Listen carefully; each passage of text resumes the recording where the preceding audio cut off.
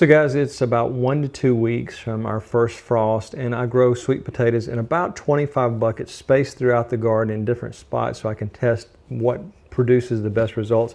I've harvested quite a few already. I've washed them and they're ready to go into long-term storage. But sweet potatoes can be incredibly successfully grown in containers like this. I found the optimum size is the 5-gallon bucket. You can go larger and you can try smaller, but I personally believe that the 5-gallon bucket, food safe bucket, is one of the best options. I've actually put this small piece of fencing around it so it can grow vertically and have a lot more leaves. As you can see, there's some yellowing on the leaves, which is telling us it's time to harvest. But each year I do this, and each year I learn something new, and I've learned many things. I'm going to create a PDF once I get through filming the video, put it in the link in the description so you can download it. If you're a member of the Patreon, you can get that for free, or if you want to pay just a few dollars, you can get it and you can download it, and next year you'll be ready to have one of the most successful harvests of sweet potatoes you've ever had before. And there's a lot of small additives you need to make to the soil to make a huge difference. Now, I can't go over all 100 things in this video, where it'd be well over an hour and a half to 2 hours long, so I'm going to just go over some of the more critical steps. Now, this particular bucket I purchased at a local sandwich shop. It's a nationwide shop, but they sell these for about $3, and you can get them at hardware stores. But I'll show you up close on the bottom a very important thing that you need to look for when growing in 5-gallon buckets. Never, ever use a bucket that contains any type of chemical, paint, varnish, any type of chemical, because it can get into the plastic and it will eventually leach into the soil. Now, there is some debate as to whether a metal bucket is a good thing. They say that the sweet potatoes can be sensitive to metals and metallic things, so I would say that a food safe bucket is the way to go there. Let me give you a close-up of how you determine whether or not it's safe. Now, when you're looking at your bucket, you want to make sure that you find this number 2 and HDPE, meaning it's food safe. So this particular bucket contained pickles, that you can see that it's kosher dill spear pickles that went with the sandwiches. So we know that this is a food safe bucket from the get-go. But wherever you're buying your plastic bucket, just make sure that you look for that number. This is one of the buckets that I've already harvested my sweet potatoes this year, and as you can see, that's another critical thing, is making sure it has really good drainage. Now, if you're going to have these in full sunlight in your yard and you live in a very hot climate, you may want to opt for another color other than reds or some of the blues. You may want to opt for white to help reflect some heat. You can also wrap these with a flexible, I believe it's like a type of insulation. You can do that around the outside. I'll put a link in the description to that exact type of insulation, and that will help keep some of the heat off the bucket, because we don't want it overheating. If it gets too hot, it can stunt the growth of your sweet potato. So just remember that you may want to have part sun and part shade if you're in an extremely hot environment, or protect the bucket, or even better, just go with a white bucket that can reflect heat naturally. Now, in so many of my videos, I often talk about the soil temperature, pH meters. They do all sorts of things. And when you're talking about planting in these buckets, you want to make sure the soil temperature is above 65 and you're not expecting a lot more cold, or you'll need to store these in something like a greenhouse like I'm in, or somewhere that the temperature of the soil won't get below 65. That can stunt the roots and it can slow the progress of your sweet potato. So just remember, this is a tropical plant. It does not grow well once it gets cool or even cold, and once you have a frost, it's instantly dead. So just remember, monitoring soil temperature is really important before you take it outside and put it out there permanently. Even with some of the insulation I talked about, that's not a guarantee that your soil temperature will remain stable. So just make sure that you are entering the warmer time of spring before you leave it outside permanently. Now, the soil mixture is also critical, because you don't want the soil to be soggy, and I call it the 40-30-20-10 rule. You want 40% potting soil, and I'll put a link right up here at the top how to make your own. 30% you want compost. I always recommend using Black Cow compost. I've had incredibly good results on there. Never been sponsored by them, but I would absolutely recommend, if you can get access to Black Cow compost, it's one of the best. So that's 40, 30. The 20 is going to be peat or coconut coir. That's going to help with the drainage. And then the last one is 10% perlite. 40, 30, 20, 10. And so the perlite also helps it be light and fluffy, encourages a lot more quick growth. But drainage is really critical. So we don't want to have standing water in these buckets. Even though we have holes in the bottom. Sometimes if we have a lot of rain, it can hold too much water. So we want it to be a pretty quick draining soil mixture, and that is the ideal mix. So it's critical that you add 1 tablespoon of magnesium, or more commonly known as Epsom salt, to each bucket. Make sure you mix it quite well. You may want to take a wheelbarrow and mix all of these products I'm going to tell you about, because you just don't want to sprinkle it on the top. It needs to be mixed thoroughly through, all the way through the bottom of the soil, because you could have root burning if you don't mix it properly. So again, magnesium, 1 tablespoon. Now, so sorry, I know I'm being backlit by the setting sun. Usually it's on that side of the greenhouse, but today I'm doing this a little bit later than normal. So the next thing we want to focus on is maximizing the size of each potato, and that comes in with phosphorus. That's going to be 2 tablespoons of bone meal, which has a lot of phosphorus in it, and that's going to help with the overall size of your sweet potatoes. And a lot of people have asked me, you know, some of the sweet potatoes I've gotten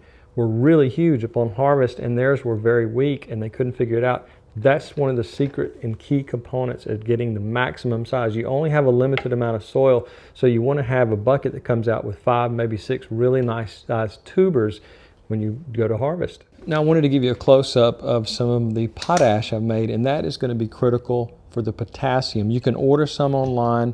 I'll put a link in the description if you don't have your own fire pit or you don't want to make your own. But 1 tablespoon of potassium.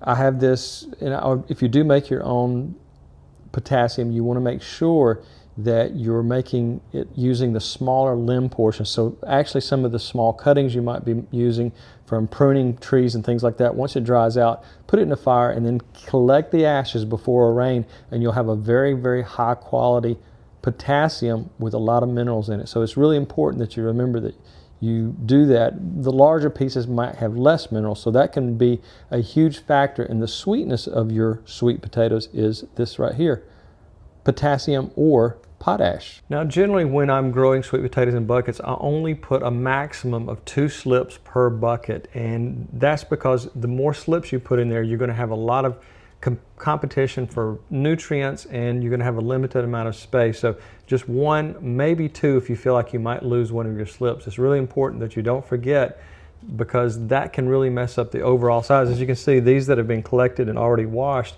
some of them are really nice size, and they were a little bit crowded, but I only put about 2 on average, and then maybe 1 might have died because of heat or something like that. So just remember, when it comes to your sweet potatoes, we want to limit the amount we put in each bucket. Now, one of the most common mistakes people make when they're growing in buckets, they think that there's no need to put a mulch in because it's in a container, but that is actually not true.